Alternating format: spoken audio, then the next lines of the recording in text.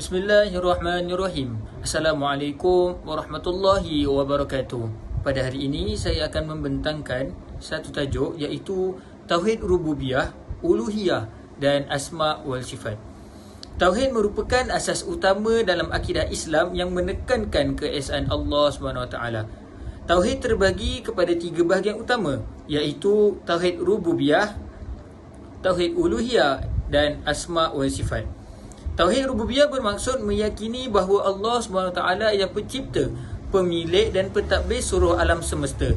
Segala kejadian di langit dan bumi berlaku dengan kehendak dan kekuasaan Allah SWT. Seterusnya, Tauhid Uluhiyah pula merujuk kepada keyakinan bahawa hanya Allah SWT yang berhak disembah.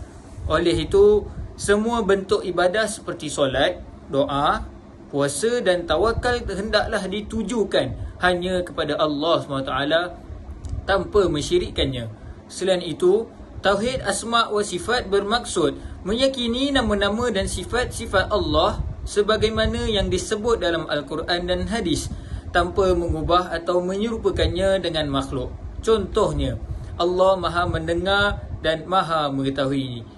Kajian akidah menunjukkan bahawa memahami ketiga-tiga pembahagian tauhid ini sangat penting dalam membentuk keimanan yang sahih serta menghindarkan umat Islam daripada perkara syirik dan penyelewengan akidah.